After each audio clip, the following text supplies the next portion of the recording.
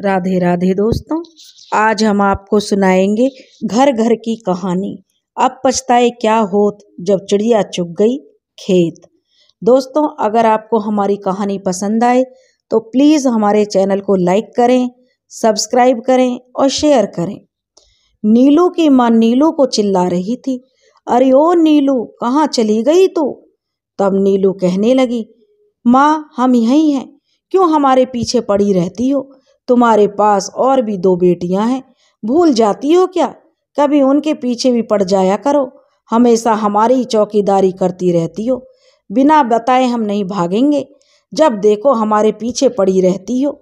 कहाँ गई नीलू, कहाँ गई नीलू, क्या कर रही है नीलू? 10 मिनट कॉलेज से लेट हो जाऊं तो सारे घर को सिर पर उठा लेती हो।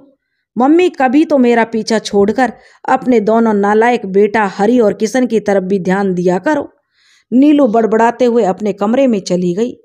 उसकी माँ मन में सोचने लगी, ईश्वर ने जो रूप जो तुझे इतना दे दिया है, माँ को तो चौकीदारी करनी ही पड़ेगी। कहीं किसी के प्यार व्यार के चक्कर में पड़ गई तो सारे परिवार की बदनामी होगी।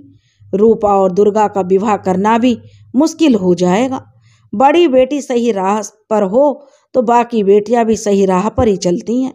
तभी नीलू के पिता श्याम बाबू दफ्तर से वापस आए और बोलते हैं कि अपनी पत्नी से, क्या रे भाग्यवान, एक कप बढ़िया सी चाय बना दो। तो नीलू की माँ ने कहा, अभी बना कर लाती हूँ। नीलू की माँ चाय की ट्रे लेकर आई और नीलू के पिता से कहने लगी, कोई अच्छा सा लड़का देखो अपनी नीलू के लिए। 3 बेटियां हैं, 2 बेटे हैं, सभी बच्चों की शादी विवाह करने हैं। समय से सब कुछ ठीक ठाक हो जाए तो हम भी गंगा नहा जाएं। नीलू के पिता हंसते हुए बोले, तुम्हारे गंगा नहाने के लिए मैं अपनी प्यारी बेटियों की बलि का बकरा नहीं बना सकता। जब तुम कहोगी तो कल ही हरिद्वार चलते हैं, गंगा में डुबकी लगा कर आ जाते हैं। नीलू की माँ बड़बड़ाते हुए बोली, कभी तो सीरियस होकर अपनी जिम्मेदारी समझा करो, हर वक्त मजाक अच्छा नहीं लगता। सरस्वती चाय की ट्रे वापस रसोई घर में लेकर चली गई। नीलू की माँ का नाम सरस्वती था। नीलू सब बातें कमरे में सुन रही थी और वह हंसते हंसते कमरे से बाहर आई और अपने पिता के गले लग गई और दोनों पिता बेटी हंसने लगे। पापा, मम्मी का बस चले। तो नीलू कहने लगी, तो हमें आज ही विदा कर दे। तो तभी नीलू के पिता श्याम बाबू बोल पड़े कि अपनी बिटिया को ब्याह तो हम एक राजकुमार से करेंगे। यह बात सुनते नीलू उठकर अपनी माँ के पास जाने लगी कि पापा आप भी शुरू हो गए। श्याम बाबू बोले, अरे मेरी बेटी रानी, नाराज क्यों हो गई? नीलू बोली, पता नहीं पापा, आप दोनों मेरी शादी के अलावा आप दोनों को कोई और काम नहीं है? जिसे देखो मेरी शादी की चिंता में लगा हुआ है। पापा, शादी से बढ़कर भी इस दुनिया में बहुत काम है। नीलू कहने लगी, पापा मुझे अभी शादी वादी नहीं करनी, मुझे पढ़ लिख कर कुछ बनना है, मैं अपने पैरों पर खड़ी होना चाहती हूँ। श्याम बाबू मुस्कुरा कर बोले, अरे बिटिया रानी, अपने पैरों पर ही तो खड़ी हो, अपने पैरों पर खड़ी नहीं होती तो चलती कैसे? अब जो नीलू कहने लगी, अरे पापा आप भी ना, मेरा मतलब था पढ़ लिख कर अच्छी नौकरी करनी है। तभी दरवाजे पर दस्तक हुई। नीलू के पापा कहने लगे, नीलू की माँ जरा देखना दरवाजे पर कौन आया है। तो वह सरस्वती जी बोली, अच्छा जी अभी देखती हूँ। और उसने जाकर दरवाजा खोला तो वह कहने लगी, आपके मित्र नारायण बाबू आए हैं। तो वह उनसे बोली, आइए भाई साहब आइए। नारायण बाबू, आज इतने दिनों बाद कैसे आना हुआ? नीलू के पिता उन्हें बैठने का इशारा करते हुए बोले। तो नारायण बाबू बोले, हाँ थोड़ा व्यस्त था, ऑफिस के काम बहुत बढ़ गया था। अच्छा, तो यह सब तो चलता रहेगा, लेकिन मैं तुम्हारे लिए बहुत अच्छी खुशखबरी लेकर आया हूँ दोस्त।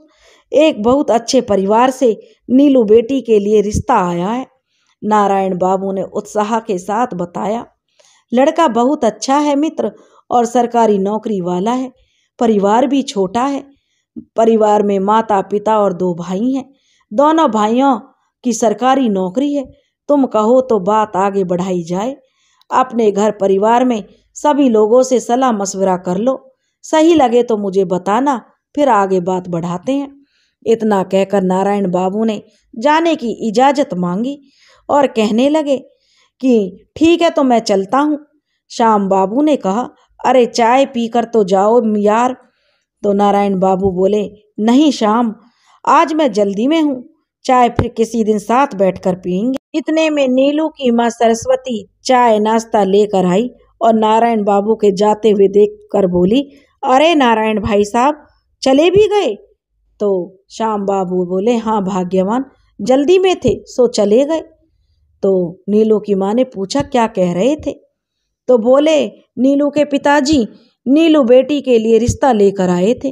कह रहे थे लड़का अच्छा है, सरकारी नौकरी भी है, माता पिता और बड़े भाई भाभी सभी साथ में रहते हैं और बड़ी बहू के 2 बेटे हैं, हमारे हरि और किशन की उम्र के होंगे।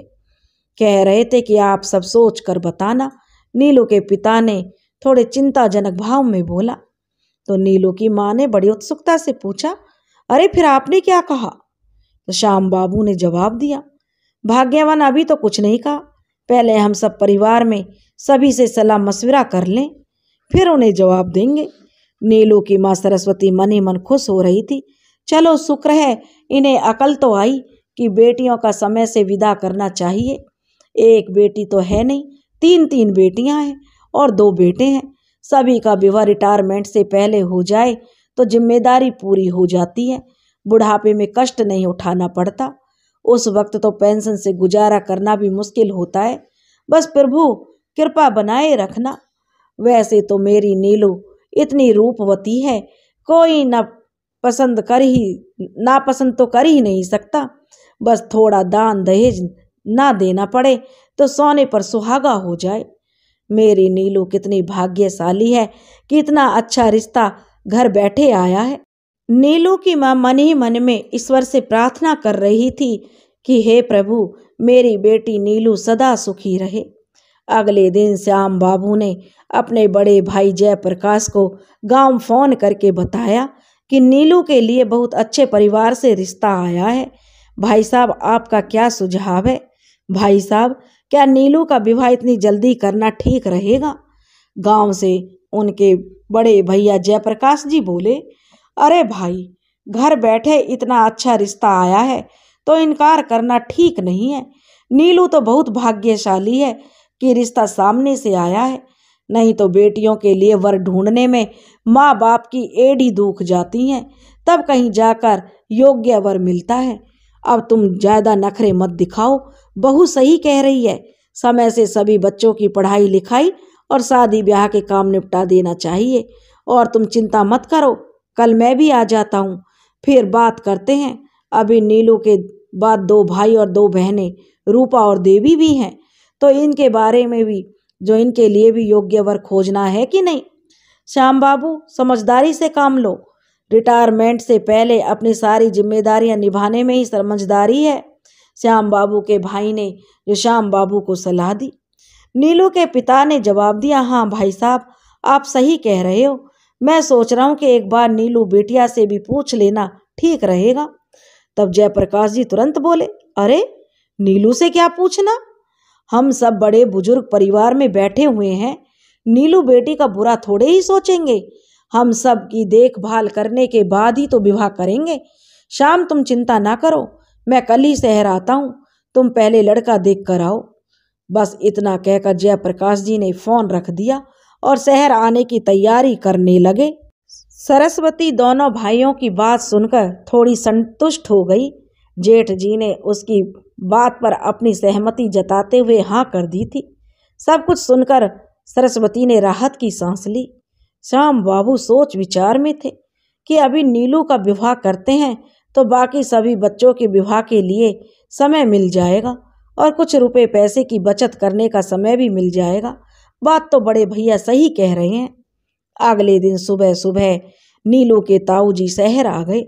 सरस्वती और श्याम बाबू ने उनके चरण स्पर्श किए। सरस्वती चाय नाश्ते के इंतजाम में लग गई। दोनों भाइयों ने आपस में जो बातचीत करने लगे।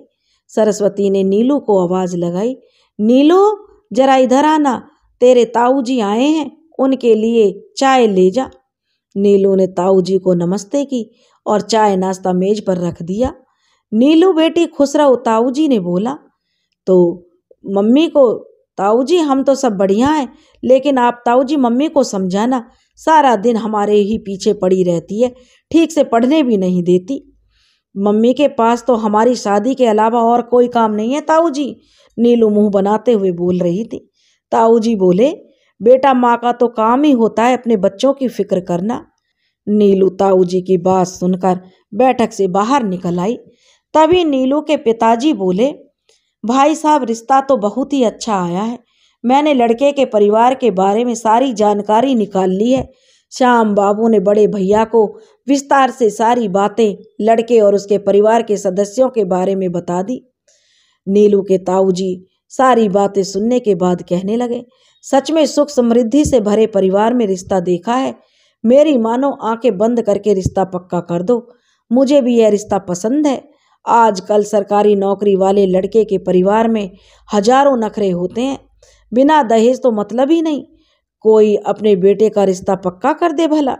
श्याम बाबू कहने लगे, बड़े भैया की सहमति सुनकर कल ही जाकर बात पक्की कराते हैं भाई साहब। बड़े भैया आप भी साथ में चलना, नारायण बाबू को भी ले चलेंगे, आखिर उन्होंने ही तो इतना अच्छा रिश्ता बताया है।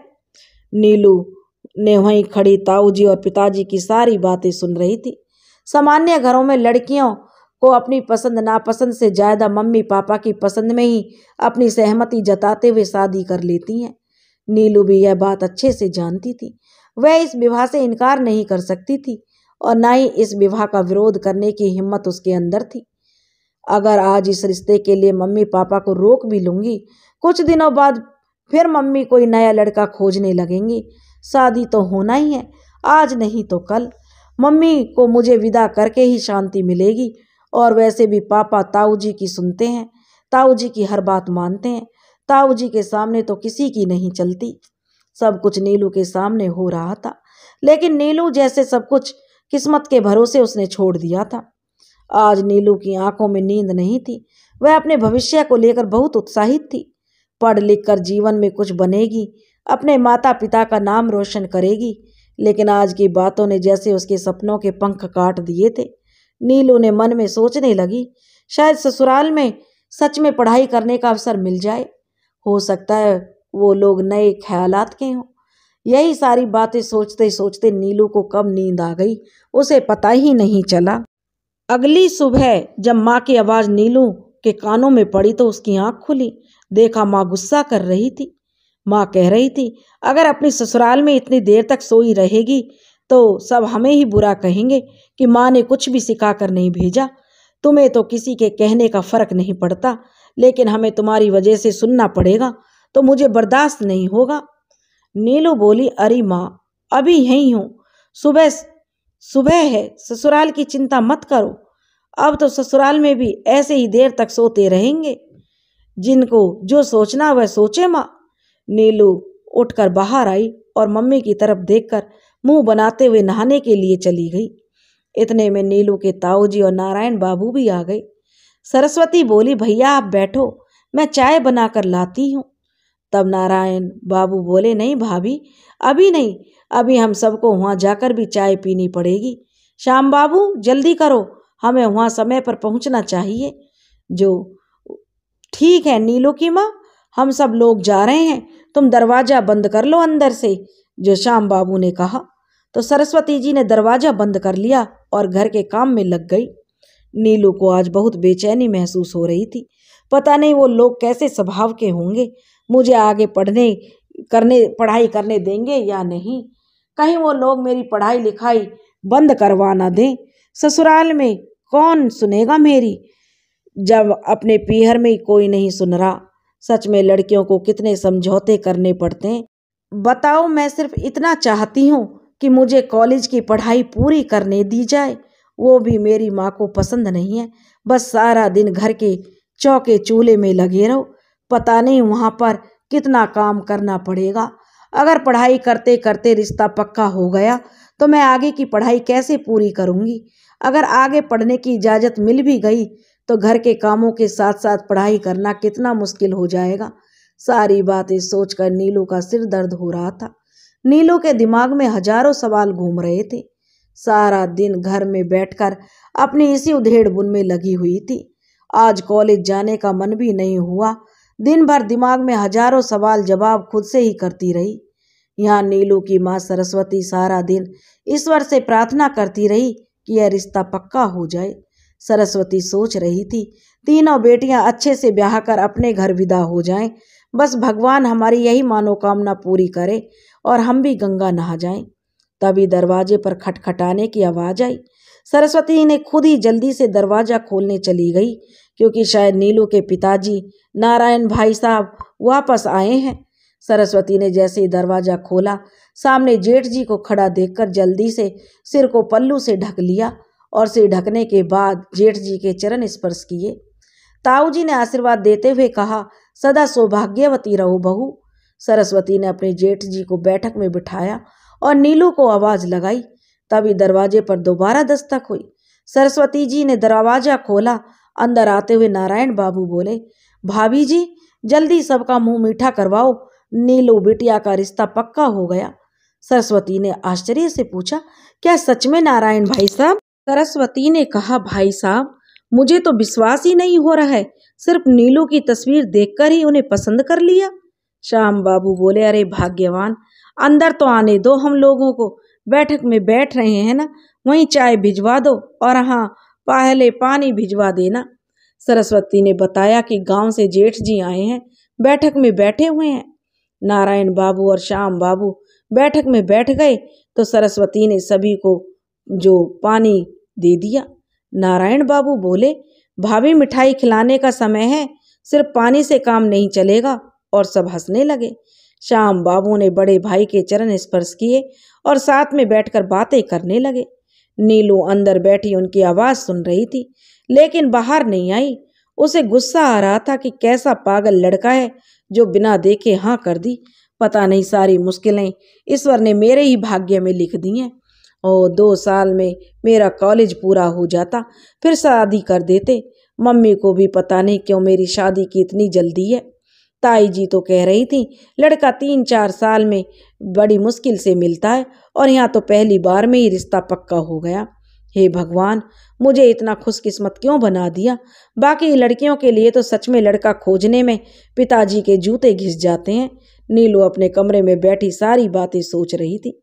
सरस्वती जी ने सोचा, हरि और किशन दोनों स्कूल गए हैं, श्याम बाबू भी बातों में लग गए हैं, अब मिठाई किससे मंगवाए। सरस्वती बड़बड़ाते हुए धीरे से बोली, हे भगवान, कैसे बेवकूफ़ इंसान, बेटी का रिश्ता पक्का हुआ है और मुंह मीठा करवाना है और खुद वहीं बैठकर बातें कर रहे हैं। कैसे बेवकूफ़ हैं, ये नहीं कि आते हुए मिठाई लेकर आते। सरस्वती ने दिमाग लगाया और जल्दी से सभी के लिए हलवा बना दिया और उसी से सबका मुंह मीठा कराया। नारायण बाबू ने कहा, श्याम बाबू हमें इजाज़त दीजिए, कल दफ्तर में मुलाकात होगी, और वे कहकर चले गए। कुछ देर बाद नीलू के ताऊजी, जो नीलू ताऊजी को नमस्ते कहने आई, ताऊजी ने नीलू के सिर पर हाथ रखकर आशीर्वाद दिया और कहा, हमेशा खुश रहो। अपने छोटे भाई से बात करने के बाद ताऊजी भी गांव के लिए रवाना हो गए। नीलू के पिताजी नीलू के पास गए और बोले, देखो बेटा, इतना अच्छा परिवार था इसलिए मना नहीं कर सका। मुझे लड़का सच में बहुत पसंद आया, सीधा सरल स्वभाव और देखने में आकर्षक लग रहा था। मुझे पूरा विश्वास है वहाँ पर तुम हमेशा खुश रहोगी। श्याम बाबू ने बताया कि उन लोगों ने आगे की पढ़ाई करने के लिए और आगे नौकरी करने के लिए भी मना नहीं किया है। घर परिवार भी अच्छा है और छोटा परिवार है, सब लोग पढ़े लिखे हैं, तुम्हारा ध्यान रखेंगे। कोई कष्ट होगा तो मैं तुम्हारे साथ हूँ। शादी तो होना ही है, 2 साल पहले या 2 साल बाद। तो नीलू बोली, लेकिन पापा 2 साल में मेरी पढ़ाई जो अधूरी रह जाएगी, 2 साल तक मेरी पढ़ाई पूरी हो जाती। तो उसके पिताजी बोले, तो किसी तरह की चिंता मत कर बेटी, यहाँ भी तेरी पढ़ाई लिखाई पर कोई रोक टोक नहीं लगाई है। तभी नीलू की मम्मी आई और नीलू को गले लगाकर आशीर्वाद देती हुई बोली, मेरी बच्ची सदा सुखी रहे। ईश्वर ने घर बैठे इतना अच्छा रिश्ता भेज दिया कि मैं तो बार बार भगवान को धन्यवाद दे रही हूँ। जय श्री कृष्ण मुरारी, रखना मेरा ध्यान, आपका नाम लेकर शुरू किया है काम। माधव कृपा बरसाना मेरे घर परिवार पर, निर्विघ्न पूरे हो जाएं विवाह के सब काम। नीलू समझ चुकी थी अब बोलने से कोई फायदा नहीं होगा। बस ईश्वर इतनी कृपा करो कि मुझे वहां पढ़ाई पूरी करने का अवसर मिल जाए। नीलू ने अपने माता पिता की खुशी में खुद को खुश दिखाने का प्रयास कर रही थी। उसके मन में तो अलग ही उथल पुथल मची हुई थी। वह तो अपने जीवन में एक अच्छे मुकाम पर पहुंचना चाहती थी, पढ़ लिख कर कुछ करना चाहती थी, अपने परिवार को आर्थिक रूप से सक्षम और बेहतर बनाना चाहती थी। पढ़ते पढ़ते घर गृहस्थी में फंसने के बारे में तो उसने सोचा ही नहीं था, लेकिन नियति के आगे किसी की नहीं चलती। इसी उधेड़-बुन में नीलू के दिमाग में चल रही थी, बस अब ससुराल में पढ़ाई को लेकर कोई बहसबाजी ना हो। इधर नीलू की माँ तो उसके भविष्य के सपने देखने लगी और सोचने लगी कि उसे विवाह की तैयारियां अकेले कैसे करेगी। क्या गांव से अपनी जेठानी को जल्दी बुला लेना चाहिए? वह इसी सोच विचार में डूबी थी। रिश्तेदारों को क्या देना है, नीलू के कपड़े और दाज और बरी का सामान कहाँ से खरीदना है, सब रिश्तेदारों के रहने खाने का इंतजाम कहाँ करना है, वगैरह वगैरह सोच रही थी। लेकिन नीलू के चेहरे पर मुस्कान नहीं थी। उसने तो वक्त और हालात के सामने जैसे हार मान ली थी। नीलू कमी बताए भी तो क्या। नीलू इस बात से बिल्कुल बेफिक्र थी। सब कुछ बिन मांगे मोती की तरह उसे मिल गया था। अक्सर हम जो चाहते हैं, जब हमारी पसंद की चीज नहीं मिलती है तो जो मिला है उसको ही अपनी खुशी हम उसमें महसूस करते हैं। बिल्कुल यही हाल इस वक्त नीलू के मन का था। वह खुद समझ नहीं पा रही थी कि क्या सही है और क्या गलत है, और उसे अपनी किस्मत पर खुश होना चाहिए या उदास। अब तो सब कुछ नीलू ने जो अपनी किस्मत के भरोसे छोड़ दिया था। जो होगा सो देखा जाएगा, सब किस्मत की बात है। एक हफ्ते बाद लड़के के कुछ पारिवारिक सदस्य नीलू को देखने आ गए। सरस्वती ने बहुत ही स्वादिष्ट व्यंजन बनाए थे और लड़के वालों को खूब आवोभगत करने में लगी थी। मेज पर चाय पर भी रसगुल्ले, समोसे, कचौड़ियाँ, काजू कतली मंगवा कर रखी गई थी। सुबह से ही सरस्वती नीलू को तैयार होने के लिए बोल रही थी, लेकिन नीलू गुस्से में तैयार भी नहीं हुई थी। नीलू माँ से गुस्से में बोली, जैसी अब दिख रही हूँ सारी जिंदगी मुझे ऐसे ही देखना है। उनके सामने आज मेकअप कर लूंगी और कल फिर बिना मेकअप के कैसी दिखूंगी। तो मम्मी बेहतर तो यही होगा ना, जैसी हूँ वैसी ही दिखूं। सरस्वती जी ने अपना माथा पीट लिया। नीलू बिना सिंगार के साधारण ही उनके सामने आ गई। साधारण कपड़ों में चाय की ट्रे लेकर बैठक में आ गई। नीलू ने आते ही सबके पैर छुए। तभी लड़के की मम्मी ने कहा, अरे ये फॉर्मेलिटी मत करो, हमारे पास आकर बैठो। लड़के के परिवार वाले नीलू को देखकर हैरान रह गए।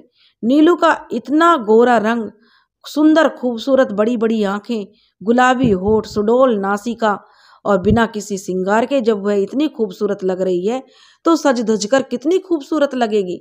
लड़का तो नीलू को देखकर जो पलकों को झपकाना ही भूल गया, बस देखता ही रह गया और सिर्फ इतना ही बोला, नीलू तुम तो तस्वीर से भी कहीं ज्यादा खूबसूरत हो। आए हुए सभी मेहमान नीलू को देखकर खुश थे और आंखों ही आंखों में एक दूसरे को इस रिश्ते के लिए हाँ कर रहे थे। और नीलू तो बेचारी नजर झुकाए बस बैठी रही। सब उसको ऐसे देख रहे थे कि वह तो अपना मुंह नीचे किए जमीन में ही देखती रही। कुछ देर बाद सरस्वती चाय नाश्ता दोबारा लेकर आ गई और दोनों छोटी बहनों ने मेहमानों की खूब खातिरदारी की। छोटी बहन रूपा और देवी ने अपने होने वाले जीजाजी को बहुत अच्छी तरह देख लिया था और बड़े अच्छे से जान पहचान कर ली थी।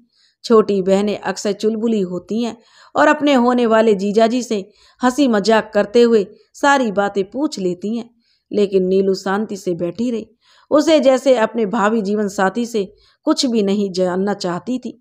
उसने तो सिर उठाकर देखा भी नहीं कि उसके होने वाला साथी कैसा है। वो तो बस माँ बाप की खुशी में खुश रहना की कोशिश कर रही थी। कुछ देर बाद सभी ने नीलू और राजेश को आपस में बातें करने के लिए कुछ देर अकेला छोड़ दिया और कह दिया कि दोनों एक दूसरे के बारे में जो जानना है जान लो और अभी एक दूसरे से पूछ लो। सबके जाने के बाद राजेश सोफे से उठकर नीलू के नजदीक आकर बैठ गया। नीलू को बहुत अजीब लग रहा था, क्योंकि पहली मुलाकात में कोई इतने करीब से बात नहीं करता। उसे घबराहट हो रही थी। लेकिन राजेश थोड़ा खुले विचारों और खुली सोच वाला व्यक्ति था। अपने कॉलेज का सबसे हैंडसम नौजवान रहा था। नौकरी लगने के बाद भी उसने खुद को बहुत मेंटेन रखा था। राजेश का व्यक्तित्व भी आकर्षित करने वाला था। राजेश को पहले से ही पता था कि लड़की की उम्र उससे काफी कम है, लेकिन पारिवारिक सदस्यों और मम्मी पापा की पसंद का वह सम्मान करता था। मम्मी और पापा ने मेरे लिए कोई लड़की पसंद की है तो वह मेरे लिए अच्छी ही होगी। नीलू के ऊपर थोड़ी थोड़ी धूप पड़ रही थी। धूप में नीलू का रंग और भी सुनहरा लग रहा था, बिल्कुल स्वर्ण की तरह आभा बिखर रही थी। नीलू के सौंदर्य में वृद्धि हो रही थी। राजेश नीलू को देखकर उस पर मोहित हो गया था। राजेश ने जब नीलू को असहज महसूस होते हुए देखा तो वह थोड़ा सा दूर होकर बैठ गया। राजेश ने खुद बात करने की पहल की और बोला, नीलू, अच्छा ये बताओ, तुम्हारे क्या सपने हैं? तुम्हें क्या पसंद है और क्या पसंद नहीं है? कुछ तो बताओ अपने बारे में या मेरे बारे में। कुछ मेरे बारे में पूछना है तो बताओ। लेकिन नीलू सिर नीचे झुकाकर चुपचाप बैठी रही। कुछ दोनों के बीच सन्नाटा पसरा रहा और फिर नीलू ने थोड़ी सी हिम्मत करके पूछा कि क्या मैं सच में अपनी पढ़ाई पूरी कर सकती हूँ? बाद में आप लोग मना तो नहीं करोगे? और वह बिल्कुल चुप होकर राजेश के जवाब का इंतजार करने लगी। राजेश बहुत ही समझदार व्यक्ति था। वह नीलू की पढ़ने की चाहत को तुरंत समझ गया और उसके मन के डर से भी वह भली भांति परिचित हो गया। राजेश ने कहा, तुम जितना चाहे उतना पढ़ो, मेरे परिवार में कोई मना नहीं करेगा। मैं खुद तुम्हारी पढ़ाई में मदद करूंगा। यह सुनकर नीलू ने अपने चेहरे को ऊपर किया और बच्चों की तरह मुस्कुराते हुए कहा, थैंक यू सो मच। और राजेश नीलू की लंबी झुकी पलकें देखकर उसकी खूबसूरत आंखों का अनुमान लगा रहा था। और जैसे ही नीलू ने मुंह ऊपर करके खुशी से थैंक यू बोला तो राजेश नीलू के कमल के समान खूबसूरत आंखों को देखता रह गया। नीलू की दोनों बहनें रूपा और देवी बाहर खड़ी गुस्सा हो रही थी। नीलू दीदी वैसे तो अपने घर परिवार में खूब बकबक करती है, लेकिन आज जाने क्यों इतनी चुपचाप बैठी है। अरे लड़कियां लड़के को अपनी पसंद नापसंद हजारों सवाल जवाब करती हैं। एक हमारी दीदी है, पागलों की तरह से झुकाई बैठी है। उसकी दोनों बहनें भी छिपकर उनकी बातें सुनने की कोशिश कर रही थी। रूपा बोली, देखो वैसे तो दीदी हमें कैसे डांटती है और मम्मी के सामने सारे जवाब कैसे पटर पटर देती है। अब देखो मुंह में दही जमाए बैठी है। और दोनों मुंह पर हाथ रखकर धीमे धीमे हंसने लगी। तभी सब कमरे में वापस आ गए और पूछने लगे, आप दोनों ने एक दूसरे से जो पूछना था पूछ लिया? और अगर तुम दोनों को कुछ और पूछना और जानना है तो बताओ। राजेश ने कहा, मम्मी पापा मुझे तो नीलू पसंद है। और नीलू तुम्हें राजेश पसंद है कि नहीं? नीलू ने बिना सिर झुकाए हुए धीरे से हाँ बोल दी। सरस्वती और श्याम बाबू तो बहुत खुश हो गए। सब ने एक दूसरे को बधाई दी और एक दूसरे का मुंह मीठा कराया। सुशीला देवी और विशंबर नाथ जी नीलू और राजेश का रिश्ता पक्का कर दिया था। और सुशीला देवी और विशंबर नाथ नीलू के होने वाले सास ससुर जी थे। कुछ देर बाद राजेश का परिवार श्याम बाबू और सरस्वती से विदा लेकर अपने घर आ गए थे। कुछ दिनों बाद नीलू के विवाह का मुहूर्त निकालकर शादी की तारीख पक्की कर दी गई और दोनों परिवारों में विवाह की तैयारियां जोर शोर से होने लगी। रूपा और देवी दोनों बहनों ने बहुत सुंदर सुंदर लहंगे बनवाए थे। छोटे भाई हरि और किशन दोनों ही बहुत खुश थे। एक बड़ी बहन की डांट से छुटकारा मिल रहा था और दोनों को नए कपड़े भी मिल रहे थे। दोनों भाई अपनी दीदी से बोले, दीदी आपके जाने का दुख तो बहुत होगा, लेकिन दीदी हमें आपकी शादी की वजह से इतने सुंदर कपड़े पहनने को मिल गए, यह तो बहुत अच्छा लग रहा है। उनकी बातें सुनकर नीलू भी हंसने लगी और सोचने लगी, अभी हरि और किशन कितने छोटे हैं, यह भी पता नहीं मेरे जाने के बाद ठीक से पढ़ाई लिखाई करेंगे कि या लापरवाही करेंगे। कहीं मम्मी के लाड प्यार में ये बिगड़ ना जाए। पता नहीं मेरे जाने के बाद कौन इनकी पढ़ाई का ध्यान रखेगा। नीलू ने मन में सोचा, मेरी शादी को लेकर सभी कितने खुश हो रहे हैं और मैं अभी भी इनके विषय को लेकर चिंतित हो रही हूँ। मुझे भी अपने परिवार की खुशी में खुश रहना चाहिए। श्याम बाबू अपने ऑफिस में कुछ रुपए उधार ले लिए थे और नारायण बाबू से कहा, मित्र तुम थोड़ी बहुत मदद कर देना। नारायण बाबू ने कहा, मित्र यह कोई कहने की बात है, जितना संभव होगा उससे ज़्यादा करने की कोशिश करूँगा। श्याम बाबू ने नारायण बाबू को धन्यवाद कहा। फिर वैसे ही बाकी रुपए का इंतजाम बड़े भाई साहब ने भी कर दिया था। मैं आज मेहंदी की रस्म के लिए नीलू की कॉलेज की कुछ सहेलियां और उसकी बहनें और बड़े ताऊजी की बेटी लीला भी आ गई थी। सभी ने एक दूसरे के हाथों में मिलजुल कर मेहंदी लगाने लगी। नीलू के हाथों में उसकी छोटी बहन रूपा ने बहुत ही सुंदर मेहंदी लगाई और नीलू की हथेलियों में राजेश का नाम लिख दिया। सभी ने खूब धूमधाम से फिल्मी गानों पर डांस किया और नीलू को भी उसकी छोटी बहन ने अपने हाथों से खाना खिलाया। रूपा अपनी दीदी को खाना खिलाते हुए थोड़ी भावुक हो गई और बोली, आपके जाने का बहुत दुख है, क्योंकि मुझे तो आप ही पढ़ाती थी। मम्मी तो बस काम करने को कहती रहती है, अब मुझे कौन पढ़ाएगा। नीलू को यह बात सुनकर बहुत खुशी हुई कि चलो, मेरी छोटी बहन तो अच्छे से पढ़ाई करना चाहती है, मैं इसके लिए जो हो सकेगा जरूर करूंगी। नीलू ने कहा, अरे इसी शहर में तो रहते हैं, जब दिल करे घर आ जाना, मैं तुम्हें रोज पढ़ा दिया करूंगी। रूपा अपनी दीदी की बात सुनकर बहुत खुश हो गई कि मेरे जाने के बाद अपनी पढ़ाई अच्छे से करना और खुश रहना। रूपा और देवी को समझाते हुए जो नीलू ने कहा, मम्मी के घर के कामों में हाथ भी बटाना और अपनी पढ़ाई पर भी पूरा ध्यान लगाना। दोनों बहनों ने अपनी दीदी को कहा कि दीदी हम ध्यान रखेंगे। सरस्वती अपनी जेठानी से पूछकर सारे काम कर रही थी। छोटे मोटे पूजा पाठ जो गांव देहातों में होते हैं वह सरस्वती को याद नहीं थे, इसलिए अपनी जेठानी से पूछकर सारे रीति रिवाज रस्मों को पूरा कर रही थी। शहरों में बहुत कम लोगों को विवाह की रस्मों की जानकारी होती है। जानकारी कम होने में थोड़ा मुश्किल होता है, लेकिन नीलू की ताई जी सारे रिवाजों को अपने हिसाब से करवा रही थी। उन्होंने कहा, सरस्वती तुम रसोई संभालो, बाकी सारे काम मैं खुद संभाल लूंगी। तभी राजेश अपनी मम्मी के साथ वहां आया और नीलू उसे देखकर शर्मा गई। सुशीला देवी अपनी बहू नीलू के हाथों में लगी मेहंदी को देखकर बहुत खुश हुई। किसने लगाई है नीलू मेहंदी? नीलू ने कहा, मेरी छोटी बहन रूपा ने। तो वह कहने लगी, सच बिल्कुल ब्यूटी पार्लर जैसी लगाई है। रूपा ने जल्दी से रसोई में जाकर मम्मी को बताया कि नीलू दीदी की ससुराल से जीजू और उनकी मम्मी आई हैं। सरस्वती जी थोड़ा घबरा गई, ऐसे कैसे बिना बताए आ गई? ईश्वर करे सब ठीक हो। सरस्वती जी हाथ पोंछते हुए रसोई से बाहर आईं और सिर पर पल्लू लेकर जल्दी जल्दी दरवाजे तक पहुंचने के लिए आगे बढ़ी। इससे पहले ही नीलू के सासू को जो नीलू के पास बैठे देखकर नीलू के पास चली गईं। सरस्वती जी ने हाथ जोड़कर अपनी समधन को नमस्कार किया और वहीं बैठकर उनसे बातें करने लगी। सरस्वती ने पूछा, समधन जी सब कुशल मंगल है? आपका आना कैसे हुआ? कुछ काम था तो आप मुझे बता देते। नीलू की सासू सुशीला देवी बोली, अरे हमें तो अपनी बहुरानी से मिलना था। हम दोनों माँ बेटा शॉपिंग करने आए थे, तो सोचा चलो अपनी बहू से मिल लेते हैं। इसमें पूछना क्या था? अब यह हमारी होने वाली बहू है। अब तो यह कुछ दिनों में हमारे पास आ जाएगी। यह तो कुछ दिनों के लिए आपके पास हमारी अमानत है। उसकी बात तो यह हमारी हो जाएगी। मैं तो अपनी बहू को बेटी की तरह प्यार करूंगी। सरस्वती जी बोली, जी बिल्कुल। सरस्वती यह सुनकर थोड़ी राहत की सांस ली और कहा, मैं आपके लिए चाय नाश्ते का इंतजाम करती हूँ, तब तक आप अपनी बहू से बात कीजिए। सरस्वती जी बहुत खुश थीं कि सच में सुशीला देवी बहुत ही अच्छे स्वभाव की महिला हैं। उनकी बातचीत से ही उनकी अच्छे स्वभाव की झलक साफ झलकती है। अब सरस्वती निश्चिंत थी। उनकी बेटी सच में अच्छे और मिलनसार परिवार में जा रही थी। सुशीला देवी नीलू को देखकर बहुत खुश हो रही थी। उसके गोरे हाथों में मेहंदी बहुत सुंदर लगी थी। वह बार बार उसे निहार रही थी और दूर बैठे उनका बेटा राजेश नीलू को एकटक देखे जा रहा था। आखिर माँ को यहाँ आने के लिए उसने ही तो राजी किया था। वैसे भी राजेश का परिवार थोड़ा आजाद ख्यालों वाला था।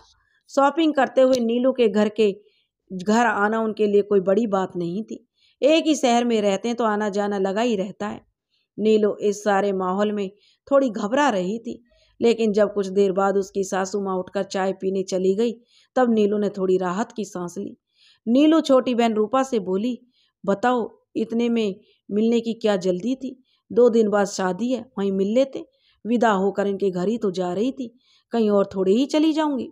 रूपा हंसते हुए बोली, दीदी पक्का जीजा जी ने अपनी मम्मी को यहाँ लेकर आए हैं। लगता उनका मन नहीं लग रहा आपको देखे बगैर। देखो दूर से आपको देख रहे हैं। छोटी बहन रूपा की बातें सुनकर देवी हंसने लगी। उसे लगने लगा कि दीदी जीजाजी के मन आपके बिना नहीं लग रहा है। मुझे तो लगता है शादी के बाद वे आपको हमारे पास रहने के लिए कम भेजा करेंगे। तभी नीलू ने कहा, मैं किसी की बंदिशों में नहीं हूँ, शादी कर रही हूँ, कोई गुलाम थोड़े ही बन रही हूँ। मैं अपनी मर्जी से आया जाया करूँगी। दोनों छोटी बहनें हंसने लगीं। देवी बोली, आपकी आवाज़ अपनी सासू माँ के सामने एक बार भी नहीं निकली और बात करती हैं अपनी मर्जी की। दोनों हंसते हुए उसके पास से उठकर अपने जीजू के पास चली गईं। कुछ देर अपनी छोटी साली साहिबा से बात करने के बाद राजेश और उसकी मम्मी नीलू से मिलकर वापस चली गए। नीलू के ताऊ जी ने बाहर गली में ही पंडाल का इंतजाम कर दिया था। खाने पीने की सारी वस्तुएं वहीं इकट्ठा करके रखवा दी थी। ताऊ जी ने श्याम बाबू से कहा, देखो यहाँ पर ध्यान रखना, सारा सामान यहीं रखा है, कल हलवाई आकर यहीं भट्टी लगाएगा। सुनो, सरस्वती से कहना कुछ पुरानी सूती साड़ियाँ हलवाई के लिए अभी निकाल कर रख दे, उनको सूती कपड़े की जरूरत पड़ती है।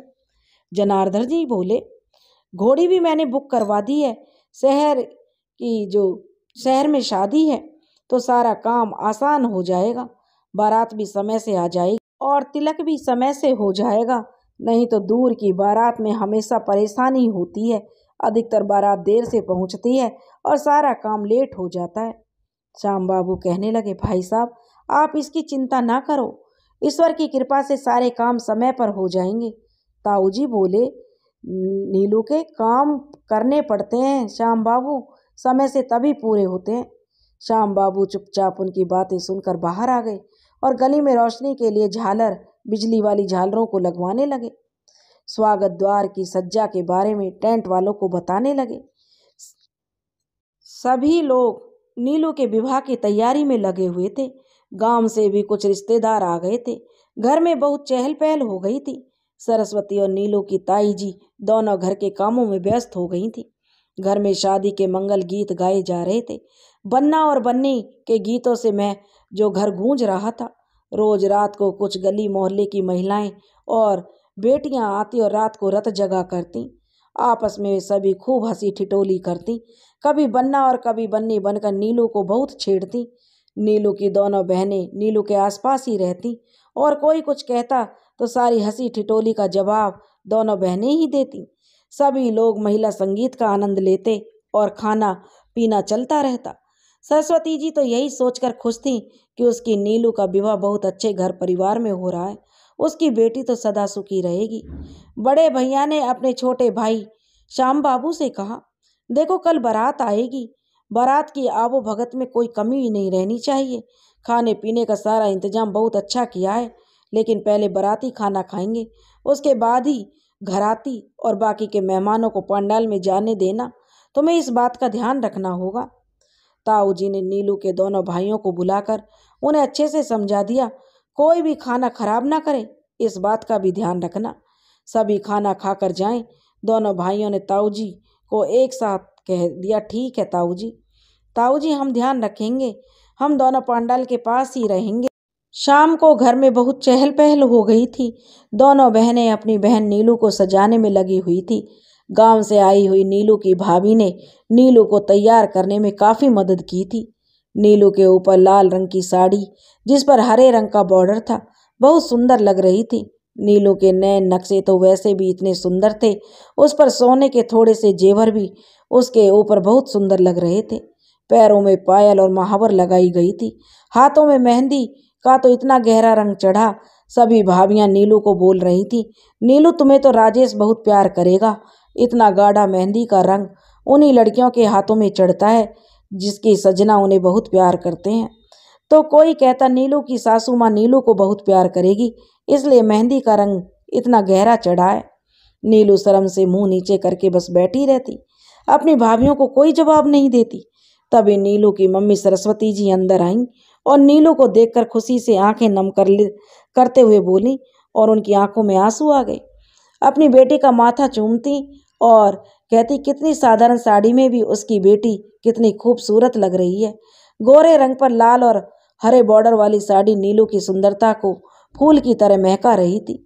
जैसे चांदनी रात में चांद बेहद खूबसूरत दिखता है, उसकी रोशनी ठंडक देती है, ठीक वैसे नीलू भी आज पूर्ण चंद्रमा की तरह बहुत खूबसूरत लग रही थी। माँ ने आंखों के कोरों से काजल निकालकर नीलू के पैर के तलवे में लगा दिया और कान के पीछे भी एक छोटा सा टीका लगा दिया और कहा, ईश्वर मेरी बच्ची को बुरी नज़र से बचाए रखना, मेरी बच्ची सदा सुहागन रहे। और यह कहकर सरस्वती बाहर काम के लिए आ गई। संध्या ढलते ढलते सूरज की रोशनी भी जो कम हो रही थी और चांद तारों की रौनक बढ़ रही थी। पंडाल बहुत सुंदर सजाया गया था। झालरों से पूरी गली को रोशनी से भर दिया गया था। पंडाल में बहुत सुंदर सुंदर व्यवस्था की गई थी। सब चीज़ें सजा कर रखी गई थी। पंडाल में ही छोटा सा स्टेज बनाया गया था जिस पर 2 कुर्सी नुमा सोफे रखे हुए थे और सोफे के पीछे फूलों की पूरी दीवार सजाई हुई थी।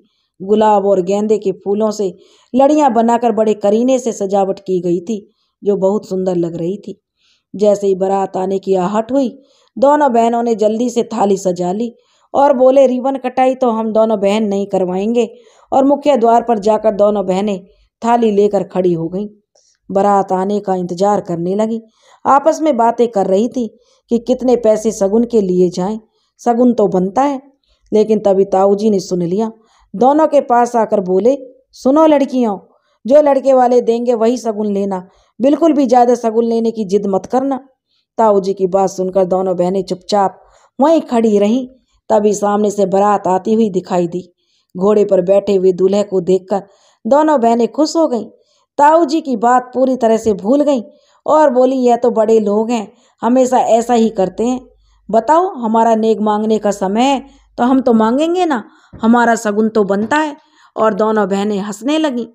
बैंड बाजे की आवाज आने लगी थी। गली तक बारात आ चुकी थी। घोड़ी पर बैठे राजेश दूर से दिखाई दे रहे थे।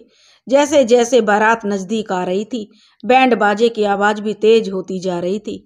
नीलू की दिल की धड़कन भी बढ़ने लगी थी। जैसे ही बारात द्वार के पास आई तो राजेश जी घोड़ी से उतरकर पैदल ही आने लगे। साथ में उनके भाई और चचेरे ममेरे भाई भी साथ में थे। उधर भी यही योजना चल रही थी कि रिबन कटाई पर कम से कम पैसों का काम, जो कम पैसों में काम बन जाए। बारात के स्वागत के लिए सभी पारिवारिक सदस्य आ गए थे। फोटोग्राफर लगातार फोटोएं खींच रहा था।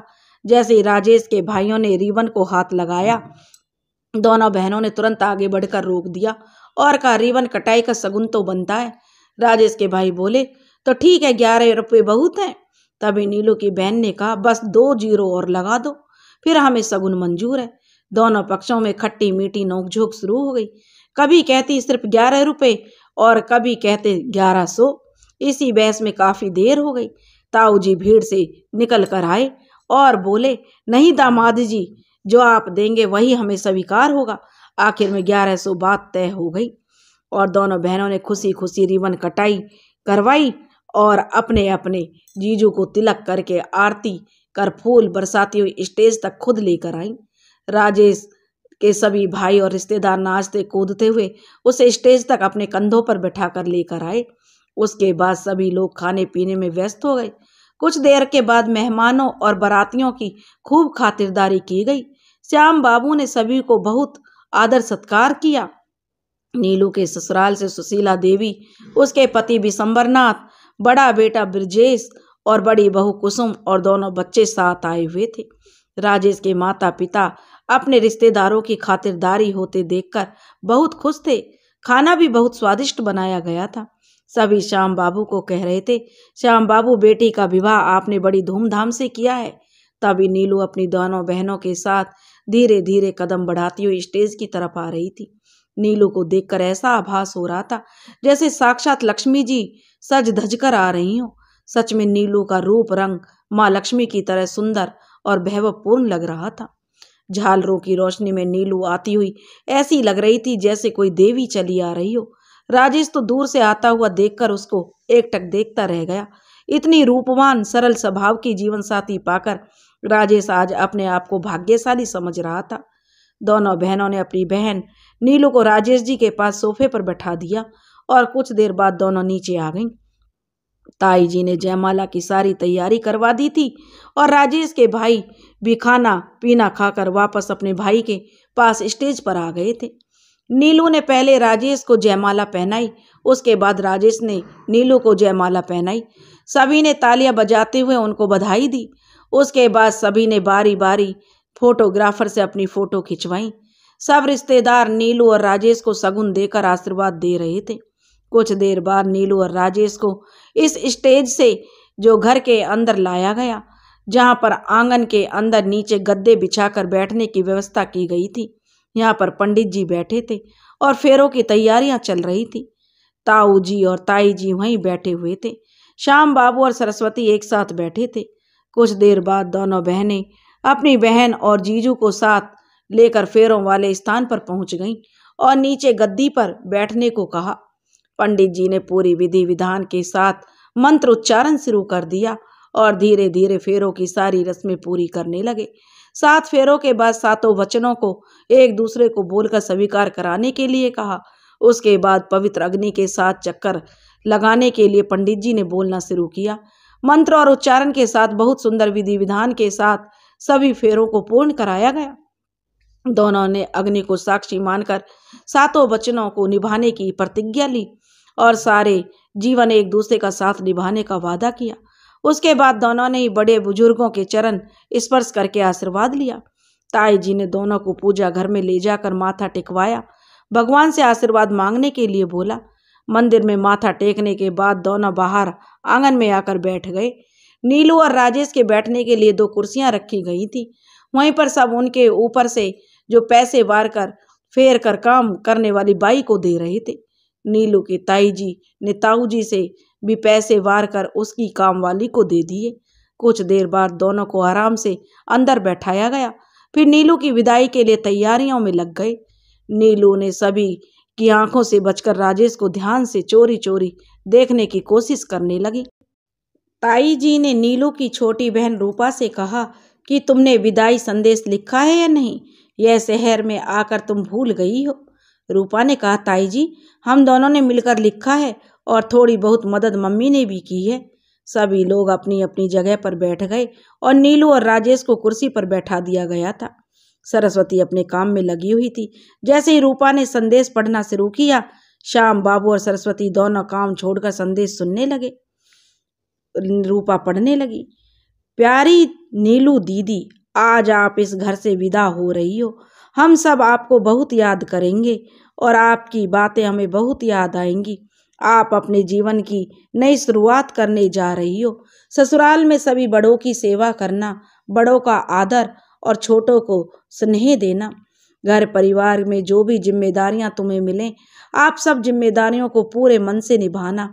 जीवन में दुख सुख तो धूप और छांव जैसे होते हैं, लेकिन कभी भी अपने पति का साथ मत छोड़ना। अगर जीजू के जीवन में दुख आए तो ठंडी छांव बनकर अपने पति का साथ देना और एक दूसरे पर हमेशा विश्वास बनाए रखना। सास ससुर को माँ और पिता मानकर सेवा करना, उनकी खुशी का ध्यान रखना तुम्हारा ही कर्तव्य है। माँ के सिखाए हुए सभी काम पूरी निपुणता के साथ करना। घर परिवार में सभी का ध्यान रखते हुए खुद का भी ध्यान रखना। अपने गृहस्थ जीवन को सर्वोत्तम बनाए रखने की हमेशा कोशिश करना। सदा खुश रहो, सदा सुहागन रहो, माँ का यही आशीर्वाद है। अपने परिवार का मान सम्मान बनाए रखना, इसमें दोनों परिवारों का हित होता है। और बेटियां तो हमेशा से 2 परिवारों का दायित्व उठाती हैं। बेटियों को ईश्वर ने यह शक्ति प्रदान की है कि वे मायके और ससुराल दोनों परिवारों को अपनी सूझबूझ से संभाल लेती हैं। दीदी, आपके जाने के बाद हम दोनों बहनें बहुत अकेली हो जाएंगी। आपकी सिखाई हर बात को हम ध्यान रखेंगे और अपनी पढ़ाई पर पूरा ध्यान देंगे। दीदी, आपके बिना हमारा दिल नहीं लगेगा। कभी कभी हमसे मिलने जरूर आना। अपनी ससुराल में जाकर हमें भूल मत जाना। पढ़ते हुए रूपा की आंखें भर आईं। दीदी और जीजाजी, आपको बहुत बहुत बधाइयाँ हो, शुभकामनाएं।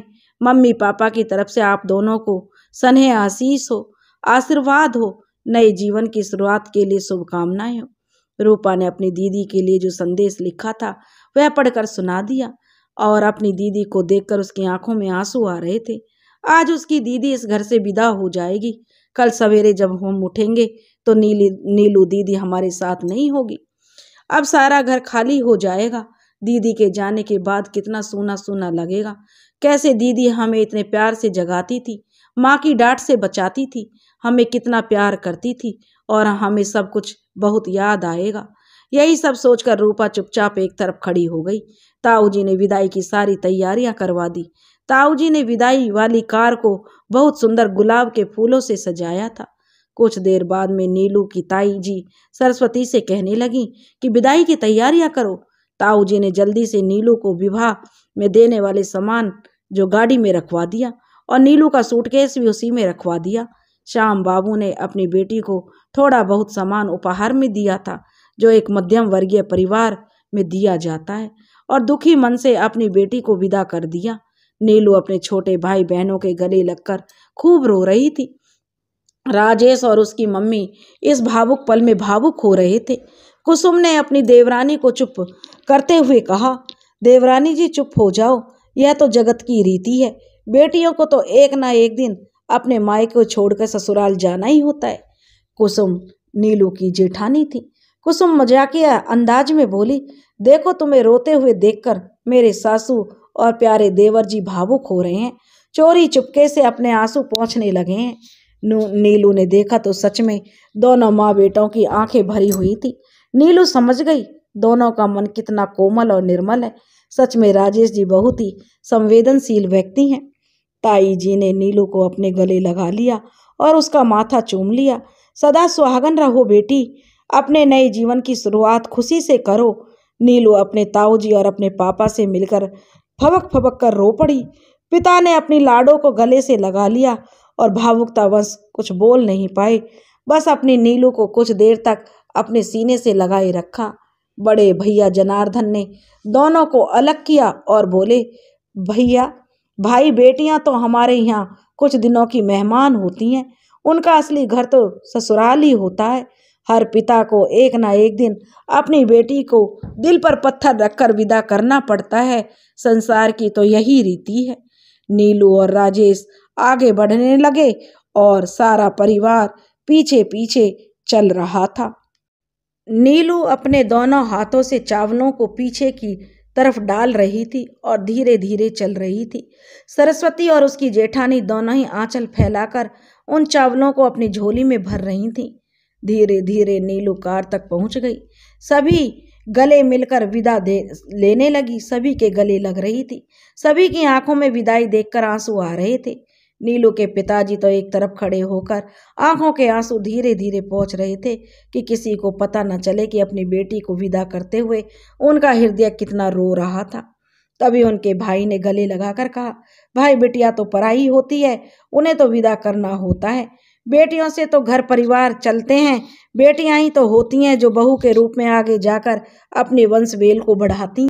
इसलिए कन्यादान को महादान कहा जाता है और बहुत ही भाग्यशाली होते हैं वे लोग जिन्हें ईश्वर यह करने का अवसर देता है। भाई देने वाले को महान कहा जाता है और अपने जिगर के टुकड़े को किसी को दे देना आसान थोड़े ही होता है। नीलू सभी पारिवारिक सदस्यों से मिलकर विदा हो गई। सरस्वती अंदर आकर बहुत देर तक रोती रही। जेठानी उसे चुप करा रही थी, लेकिन माँ को तो दुख और सुख दोनों की अनुभूति एक साथ हो रही थी। जिस बेटी के विवाह के लिए वो हमेशा चिंतित रहती थी, पल भर में सब कुछ छोड़कर विदा हो गई। सही कहते हैं, बेटियों की विदाई के बाद घर सूना सूना लगता है। नीलू के पापा ने कहा, सरस्वती देखो नीलू विदा हो गई। तू कहती थी कैसे सारे काम होंगे, तो देखो ईश्वर की कृपा से सब काम बहुत अच्छे निपट गए। सरस्वती को उदास देखकर हंसाने के लिए उन्होंने कहा, चलो अब तुम्हें 1-2 दिन में गंगा जी में डुबकी लगवा कर लाते हैं। तुम हमेशा कहती थी नीलू का विवाह हो जाए तो हम गंगा नहाए, तो चलो अब यह काम हो गया। सभी हंसने लगे। सरस्वती के चेहरे पर भी मुस्कुराहट आ गई। सरस्वती और उसकी जेठानी कुछ देर आराम करने के बाद दोबारा काम में लग गई। सारा घर फिर से व्यवस्थित किया और सभी रिश्तेदारों को उपहार और कपड़े और मिठाइयाँ देकर विदा किया। सरस्वती ने सभी के लिए खाना तैयार किया। उसकी जेठानी ने सभी को खाना परोस दिया। मिलजुल कर दोनों ने काम को खत्म किया। नीलू भी सकुशल अपने ससुराल पहुंच गई। यह समाचार उसकी सासू माँ ने फोन पर बता दिया था। ससुराल में सभी ने उसका बढ़िया स्वागत किया। उसकी सासू माँ ने तो गृह प्रवेश इतना सुंदर करवाया कि नीलू का तो दिल खुशी से झूम उठा। उसे तो उम्मीद ही नहीं थी कि कोई इतने मान सम्मान के साथ उसको गृह प्रवेश करवाएगा। नीलू की माँ नीलू तो माँ की बातों को याद कर रही थी कि ससुराल ऐसा होगा, ससुराल वैसा होगा। पता नहीं कितना कुछ बोलकर माँ ने उसे समझा बुझा रखा था, इसलिए नीलू इतनी डरी और सहमी हुई थी कि कोई गलती उससे ना हो जाए। कुछ रीति रिवाज पूरा करने के बाद नीलू को उसकी सासू माँ ने आराम करने के लिए कहा। थोड़ी देर बाद उसके कमरे में राजेश खाने की प्लेट लेकर आ गया। सासू माँ ने कमरे में आकर कहा कि नीलू, बहुत सभी रीति रिवाज आज पूरे हो चुके हैं और अब जो थोड़े बहुत रिवाज रह गए हैं वह कल पूरे करवा दूंगी। अब तुम खाना खाकर आराम करो। कल सुबह जो हमें सती माता के मंदिर जाना है, तुम अभी थोड़ा आराम कर लो। शादी की भाग दौड़ में तुम सभी को थकान हुई है, तो तुम्हें भी थकान हुई होगी। और वैसे भी कल गली मोहल्ले की सभी महिलाएं मुंह दिखाई के लिए आएंगी, तो कल भी तुम्हारा दिन बैठे बैठे ही गुजर जाएगा। मुझे पता है बैठे बैठे ज़्यादा थकान महसूस होती है, और अब तुम थोड़ा आराम कर लो। यह कहकर सुशीला जी कमरे से बाहर आ गई। कुछ देर बाद राजेश नीलू के पास आकर बैठा। नीलू के दिल की धड़कन तेज हो गई, उसके गोरे रंग पर लालिमा फैल गई। नीलू दुल्हन के लिबास में सजी सजाई ऐसे ही बैठी थी। एक तो उसका गोरा रंग, ऊपर से सुंदर नान नक्श और सुंदर जेवर, और कपड़ों में उसकी सुंदरता सूर्य की किरणों की तरह चमक रही थी। हल्की हल्की शाम हो चुकी थी। सभी रिश्तेदार धीरे धीरे विदा हो रहे थे। रात तक सभी मेहमान और रिश्तेदार अपने घर जा चुके थे। अधिकतर रिश्तेदार आसपास के रहने वाले थे।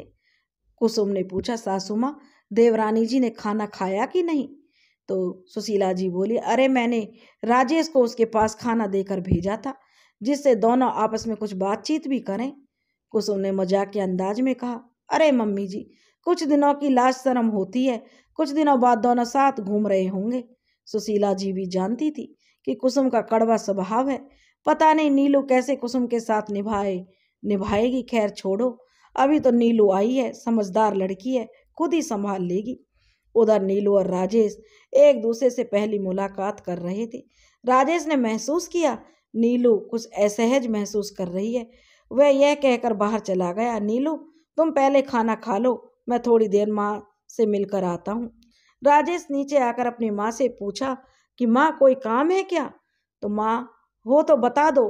तभी राजेश की भाभी ने कहा, देवर जी आपका कोई काम नहीं है, आप जाकर हमारी देवरानी का ध्यान रखो। अभी वह नई नई आई है, इसलिए अभी उनको आपकी ही जरूरत है। हम तो अपना काम खुद ही कर लेंगे। और दोनों ही हंसने लगी। उधर नीलू के पीहर में उसका भाई बहन बड़े उदास होकर बैठे थे, अपनी दीदी को बहुत याद कर रहे थे। उनकी बहन भी बहुत प्यार करती थी।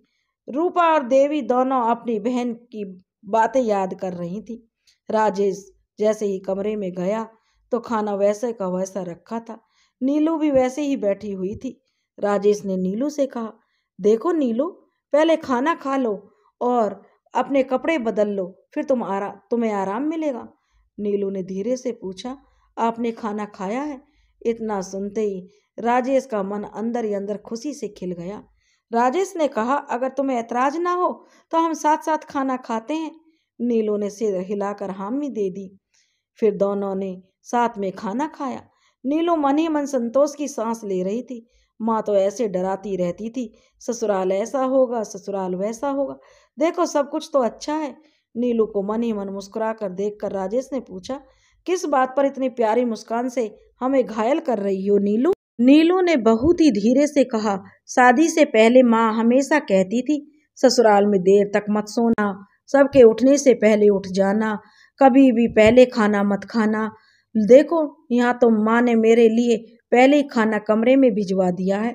राजेश सब समझ चुका था। नीलू इतना बोलने वाली लड़की है, लेकिन हमारे घर आकर इतनी चुपचाप क्यों हो गई है? क्योंकि उसकी माँ ने उसे इतने सारे नियम समझाकर जो भेजा है, तो वह अपने आप को ससुराल में असहज महसूस कर रही है। राजेश ने कहा, देखो नीलू, मेरे भाई भाभी भी मेरी जैसे ख्यालात के हैं। हमारे यहाँ पर कोई पर्दा नहीं है। तुम भी यहाँ पर सिर्फ सिर ढककर रहोगी। अगर तुम्हें साड़ी पहनना नहीं आता है तो तुम सलवार कमीज भी पहन सकती हो, लेकिन दुपट्टे के साथ। यह कहकर राजेश हंसने लगा। नीलू भी साथ में खिलखिलाकर हंस पड़ी। राजेश ने कहा, तुम्हें किसी भी चीज़ की ज़रूरत हो तो तुम माँ भाभी या किसी से भी कह सकती हो, लेकिन अगर मुझसे काम है तो बेझिझक मुझे भी बता सकती हो। यह सब सुनकर तो नीलू की जो होश ही उड़ गए। उसे तो उसके घर वालों ने कभी अपनी बात कहने का मौका ही नहीं दिया। जो कि फैसले लेने होते थे वह ताऊजी और पापा ही लेते थे। नीलू बहुत खुश थी कि मैं कितने अच्छे परिवार में आ गई, जहाँ सब उसे इतने प्यार से अपना मान दे रहे हैं, स्नेह कर रहे हैं, प्यार जता रहे हैं। तभी नीलू की जेठानी आई और नीलू को पूछने लगी, नीलू, कोई भी काम हो या किसी चीज की आवश्यकता हो तो मुझे बता देना। जेठानी के जाने की कुछ देर बाद राजेश भी बाहर पापा के पास जाकर बैठ गया। नीलू ने दरवाजा बंद करके पहले अपने कपड़े बदले, फिर ध्यान से कमरे को देखा। इतना साफ सुथरा कमरा, अटैच बाथरूम, हर चीज कितने सलीके से रखी गई है। नीलू ने थोड़े हल्के कपड़े पहन लिए जिससे सोने में परेशानी ना हो। नीलू बहुत थक गई थी, लेकिन फिर भी उसने अपनी माँ और अपने भाई बहनों की बहुत याद आ रही थी। राजेश कमरे में आया। नीलू ने कहा कि क्या आप मेरी बात मेरी माँ से करवा सकते हैं। राजेश ने कहा, क्यों नहीं, घर में फ़ोन लगा हुआ है, तुम जब चाहे फ़ोन कर सकती हो और खुद फ़ोन मिलाकर बिना पूछे ही बात कर सकती हो। नीलू ने तुरंत अपनी मम्मी को फ़ोन लगाया और माँ से बात की। माँ ने पूछा, नीलू बेटी तो कैसी है? तो नीलू ने कहा, माँ मैं बिल्कुल ठीक हूँ, घर पर सब कैसे हैं? मुझे आप सबकी बहुत याद आ रही है। सरस्वती ने कहा, नीलू बेटा अब वही तुम्हारा घर है, वहीं मन लगा कर रहना। इस घर में तो तुम मेहमान ही हो, असली घर तो तुम्हारा ससुराल ही है। नीलू बोल पड़ी, हम समझ गए, अब हाँ यही हमारा घर है, बार बार समझाना मत, हमें समझ में आ गई है। सरस्वती ने पूछा, ससुराल में सभी रीति रिवाज तुमने ठीक से पूरे कर दिए ना? ससुराल वाले हमारी खातिरदारी से खुश है ना? नीलू ने कहा, हाँ माँ, हमें सब कुछ बहुत ध्यान से किया है और सब कुछ अच्छे से निभाया, आप चिंता ना करें। शादी की व्यवस्था में सभी लोग बहुत खुश हैं। राजेश नीलू की बातें सुनकर कुछ देर के लिए कमरे से बाहर चला गया, जिससे नीलू अच्छी तरह से बात कर सके। लेकिन नीलू की बातें सुनकर राजेश नीलू को समझने की कोशिश कर रहा था, इसलिए वह चुपचाप उसकी बातें सुन रहा था। नीलू ने माँ से कहा, माँ तुम तो बेकार ही डराती थी, पता है कुछ भी ऐसा नहीं है जो तुम बोलती रहती थी, सब कुछ बहुत अच्छा है। नीलू की माँ ने कहा, बेटा फिर भी ससुराल में सबका ध्यान रखना और अच्छे से रहना, किसी से भी गलत बात मत बोलना, अगर कोई बड़ा तुम्हें कुछ समझाए तो उसकी बात का मान रखना। नीलू ने कहा, ठीक है माँ, हम फोन रखते हैं, पापा जी को प्रणाम कहना। नीलू को अम्मा से बातें करके बेबुनियाद उनकी बातें लग रही थी, क्योंकि उसकी माँ भी उसे समझा रही थी, क्योंकि वह तो इस नए परिवेश में आकर बहुत खुशी महसूस कर रही थी। अगले दिन नीलू जल्दी सुबह उठकर तैयार हो गई। सासू माँ के चरण छूकर आशीर्वाद लिया और फिर बोली, माँ आपने कहा था आज सती माता के मंदिर जाना है, तो मैं तैयार हूँ, किसी काम में आपकी मदद करूँ? तभी नीलू की जेठानी आ गई और बोली, अरे देवरानी जी, अभी काम में मदद नहीं करवा सकते, पहले आप मंदिर हो आओ, फिर आज रसोई घर में प्रवेश करवाएंगे, कुछ मीठा बनाकर खिलाना पड़ेगा। जेठानी ने मजाक के अंदाज में पूछा, तो नीलू कुछ मीठा बनाना आता है कि नहीं? नीलू चुपचाप खड़ी रही, कुछ नहीं बोली, क्योंकि सच में उसे कुछ बनाना नहीं आता था। अचानक नीलू को पसीने छूटने लगे। तभी सासू माँ ने कहा, अरे मैं सिखा दूंगी, नीलू तुम चिंता मत करो। नीलू की सास ने कहा, तो नीलू राजेश भी तैयार होने को बोल देना, जाओ नीलू। नीलू ने कहा, ठीक है मम्मी जी, कहकर नीलू वापस कमरे में आ गई। जैसे ही कमरे में आई तो देखा राजेश होकर जो अभी सोकर उठा ही नहीं था। नीलू ने नजदीक जाकर जो बोला, आप उठ जाइए, आज हमें मंदिर जाना है। राजेश ने कहा, शायद मुझे बुखार हो गया है। तभी नीलू जल्दी से राजेश के पास बैठते हुए सिर पर हाथ लगाया। वैसे ही राजेश ने उसे जो अपनी बाहों में जो जकड़ लिया और गले से लगा लिया। नीलू के बालों को उंगली से सहलाने लगा और बोला, ऐसे ही कुछ पल मेरे साथ रहा करो, बहुत अच्छा लग रहा है। नीलू ने जैसे ही थोड़ा उठने की कोशिश की, लेकिन प्यार से वह जो उसके साथ ही उठ गया। कुछ देर ऐसे ही आपस में बातें करते रहे। राजेश ने कहा, नीलू तुम बहुत ही प्यारी हो, तुम्हारे अंदर बिल्कुल भी छल कपट नहीं है। नीलू चुपचाप ऐसे ही राजेश की बातें सुनती रही और अब नीलू वो महसूस कर रही थी कि राजेश उसे बहुत प्यार करता है। राजेश ने दोबारा पूछा, नीलू मैं बोल रहा हूँ तुम सुन रही हो? राजेश की तेज आवाज सुनकर नीलू जो बोली, हाँ सुन रही हूँ।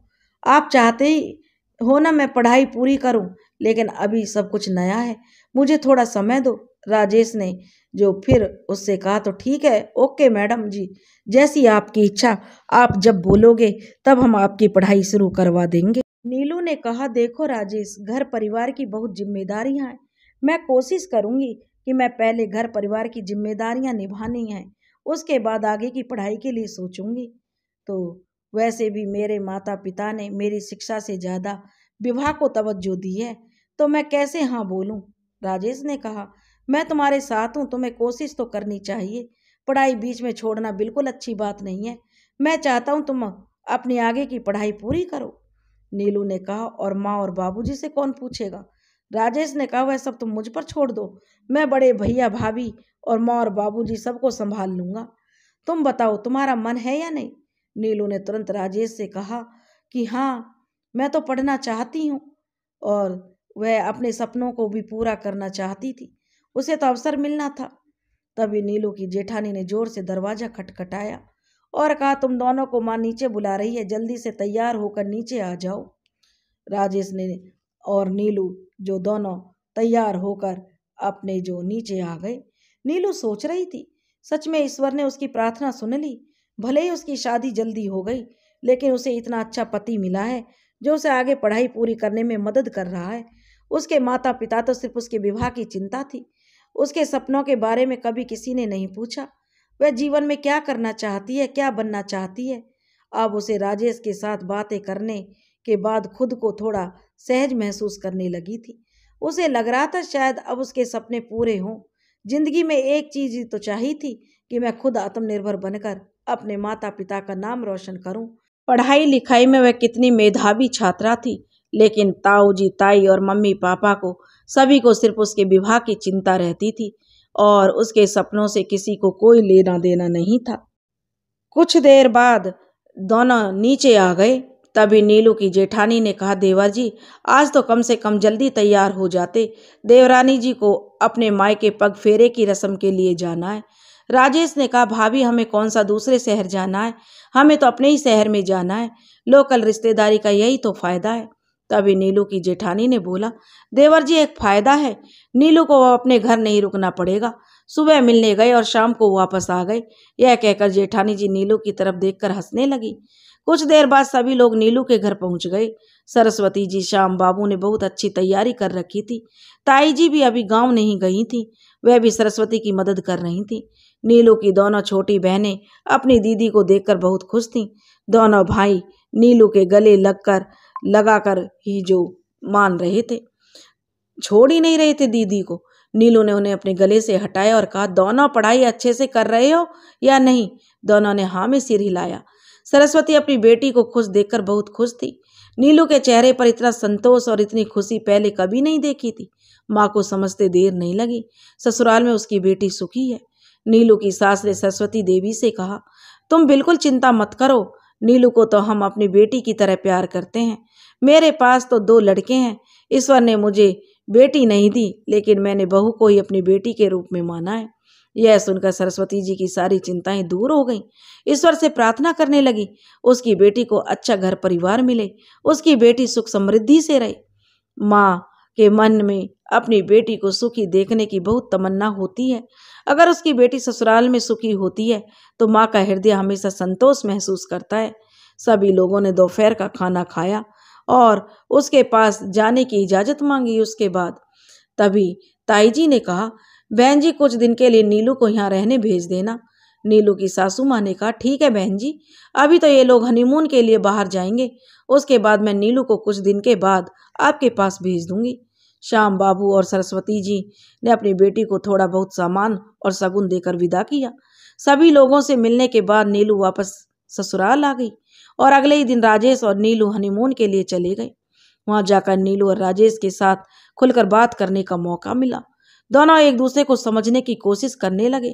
नीलू भी न जाने अपने मन की कितनी बातें राजेश के साथ साझा की। राजेश तो सिर्फ नीलू की बातें सुने जा रहा था, क्योंकि पूरे 2 हफ्ते में उसने कभी नीलू को इतना बोलते हुए नहीं सुना था। नीलू का सीधा सरल स्वभाव राजेश के मन को बहुत भा गया था। लेकिन राजेश को बहुत अच्छा लग रहा था। उसका जीवन साथी उसे अपने मन की सारी बातें साझा करता है। नीलू राजेश ने बहुत सुंदर समय एक दूसरे के साथ व्यतीत किया। नीलू ने राजेश से कहा, मैंने फैसला ले लिया है। राजेश ने कहा, अच्छा, जीवन भर मेरा साथ निभाने का?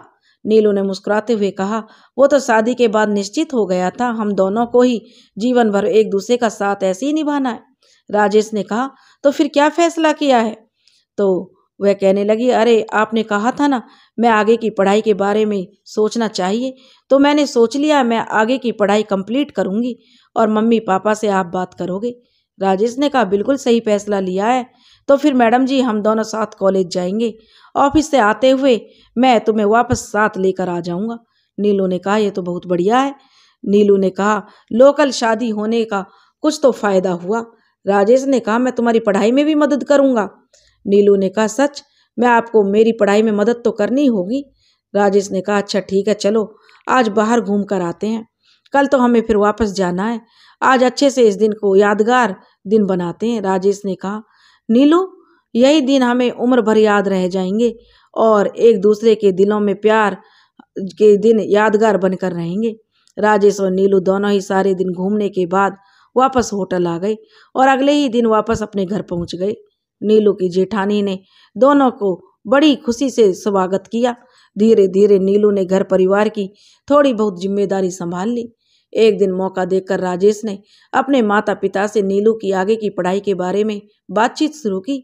माता पिता ने तो तुरंत हाँ कर दी, लेकिन जेठानी ने कहा, देवर जी पढ़ लिख कर क्या करना? पढ़ लिख कर भी तो यही चूल्हा चौका ही संभालना है। कौन सा नीलू को कलेक्टर बन जाना है? नीलू की जेठानी ने कहा, तो देवर जी मैं क्या सारी जिंदगी घर का काम अकेले ही करती रहूंगी? मेरी मदद के लिए कोई आएगा ही नहीं। मम्मी जी तो घुटनों की वजह से ज्यादा काम करती नहीं है। मैं घर में अकेली हूँ, सारा काम करती हूँ। आखिर कब तक सारे घर का काम अकेले संभालती रहूंगी?